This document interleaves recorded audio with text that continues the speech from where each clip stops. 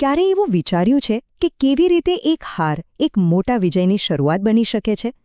આજે આપણે બાઇબલમાંથી એક એવી જ મહાન ગાથા સમજવાના છીએ જે આપણને બતાવે છે કે કેવી રીતે સૌથી મોટી હારના ક્ષણમાંથી જ અંતિમ વિજયનો માર્ગ ખુલે છે. આ સવાલ જ થોડો વિચિત્ર લાગે છે ખરું ને, કે હાર વળી જીતની શરૂઆત કઈ રીતે હોઈ શકે? ચાલો આ ગૂંચવણને ઉકેલીએ અને જોઈએ કે આ વાર્તા આપણને આખરે શું કહેવા માંગે છે. બધી શરૂઆત અહીંથી થાય છે.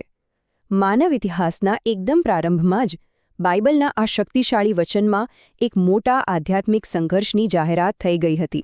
આ ફક્ત એક શ્રાપ નથી, પણ એક વચન પણ છે, એક ભવિષ્યવાણી છે કે અંતમાં શું થશે. તો આ આધ્યાત્મિક લડાઈમાં લડી કોણ રહ્યું છે? આખી વાર્તાને બરાબર સમજવા માટે આપણે સૌથી પહેલા એ બે મુખ્ય પાત્રોને ઓળખવા પડશે, જેમની વચ્ચે આ સમગ્ર યુદ્ધ ચાલી રહ્યું છે. જુઓ, અહીં આ સંઘર્ષના બે મુખ્ય પક્ષો છે. એક તરફ સ્ત્રીનું સંતાન છે, જેનું કામ છે સર્પનું માથું કચડી નાખવાનું, જે એક નિર્ણાયક અને અંતિમ વિજયનું પ્રતીક છે. અને બીજી તરફ સર્પ છે, જે સ્ત્રીના સંતાનની એડી પર ડંખ મારશે, જેનો અર્થ છે કે તે ઈજા પહોંચાડશે, પીડા આપશે, પણ એ હારનું કારણ નહીં બને. તો સવાલ એ છે કે આ સ્ત્રી કોણ છે? રસપ્રદ વાત એ છે કે આ કોઈ એક વ્યક્તિ નથી. તે ઈશ્વરના લોકોના સમૂહનું પ્રતીક છે. જૂના કરારમાં એ ઇઝરાયેલ રાષ્ટ્ર હતું અને નવા કરારમાં એ ચર્ચ છે, જેને ઘણીવાર ખ્રિસ્તની કન્યા તરીકે પણ ઓળખવામાં આવે છે. અને સર્પ? વેલ, એ તો આખી વાર્તાનો મુખ્ય ખલનાયક છે. બાઇબલમાં એને સ્પષ્ટ રીતે શૈતાન કહેવામાં આવ્યો છે. આ વાર્તામાં છેતરપિંડી અને બળવાનનો મુખ્ય સ્ત્રોત એ જ છે. અહીં એક બહુ જ મહત્વની વિગત છે, જેના પર ધ્યાન આપવું જરૂરી છે. બાઇબલમાં સંતાન શબ્દ એક વચનમાં વપરાયો છે, બહુવચનમાં નહીં. આનો સીધો અર્થ એ છે કે આ ઘણા લોકોની નહીં, પણ ફક્ત એક જ ખાસ વ્યક્તિની વાત થઈ રહી છે. અને એ વ્યક્તિ એટલે ખ્રિસ્ત, જે આ ભવિષ્યવાણીને પૂર્ણ કરવા માટે આવ્યા. ચાલો હવે વાર્તામાં થોડા આગળ વધીએ. ઈશ્વરે પોતાના લોકો સાથે સંબંધ સ્થાપિત કરવાનો પહેલો પ્રયાસ કેવી રીતે કર્યો અને એ પ્રયાસ કેમ સફળ ન થયો? ચાલો એ સમજીએ. આ પ્રથમ કરારને સમજવા માટે એને એક સગાઈની જેમ વિચારો, જેમાં ઈશ્વર વરરાજા છે અને ઇઝરાયેલ કન્યા. આ સંબંધને પ્રાણીઓના લોહીથી પાક્કો કરવામાં આવ્યો હતો, જે એ સમયમાં એક અત્યંત ગંભીર વચન ગણાતું હતું. પણ દુઃખની વાત એ છે કે આ સગાઈ ટકી નહીં. ઇઝરાયેલના અવિશ્વાસને કારણે આ પહેલો કરાર તૂટી ગયો. એ લગભગ છૂટાછેડા જેવું હતું, જેણે એ સ્પષ્ટ કરી દીધું કે હવે એક નવા અને વધુ મજબૂત સંબંધની જરૂર છે. અને અહીં વાર્તાનો સૌથી મોટો અને નિર્ણાયક વળાંક આવે છે. ખ્રિસ્તનું આગમન અને એક નવા, ક્યારેય ન તૂટે એવા વચનની સ્થાપના. આ એ જ ક્ષણ છે જ્યાં હાર ખરેખર જીતમાં પલટાવાની શરૂઆત થાય છે. અને એકદમ યોગ્ય સમયે, જ્યારે સદીઓ પહેલાં કરાયેલી ભવિષ્યવાણીનો સમય પાકી ગયો, ત્યારે એ સ્ત્રીનું સંતાન આવ્યું. આ કોઈ અકસ્માત નહોતો, પણ ઈશ્વરની એક પરફેક્ટ યોજનાનો ભાગ હતો, જે બિલકુલ યોગ્ય સમયે પૂરો થયો. આ સ્લાઇડ બંને કરારો વચ્ચેનો તફાવત ખૂબ જ સરસ રીતે બતાવે છે. જુઓ, પહેલો કરાર બહારના નિયમો પર આધારિત હતો, જે પથ્થર પર લખાયેલા હતા, પણ નવો કરાર આંતરિક છે. એ ખ્રિસ્તના બલિદાન પર આધારિત છે અને એના નિયમો લોકોના હૃદયમાં લખાયેલા છે, જે એક સાચું અને કાયમી પરિવર્તન લાવે છે.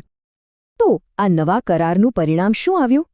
એક નવી કન્યાનો જન્મ થયો, ચર્ચ. જે કન્યા પહેલાં અવિશ્વાસુ હતી, તે હવે ખ્રિસ્ત સાથેના અતૂટ બંધનને કારણે એક વફાદાર અને આજ્ઞાપાલન કરનારી કન્યામાં પરિવર્તિત થઈ ગઈ. તો શું લડાઈ પૂરી થઈ ગઈ? બિલકુલ નહીં. હવે આપણે વર્તમાન સમયમાં આવીએ છીએ. ખ્રિસ્તના વિજયે લડાઈનો અંત નથી કર્યો, પણ એણે લડાઈની દિશા બદલી નાખી છે.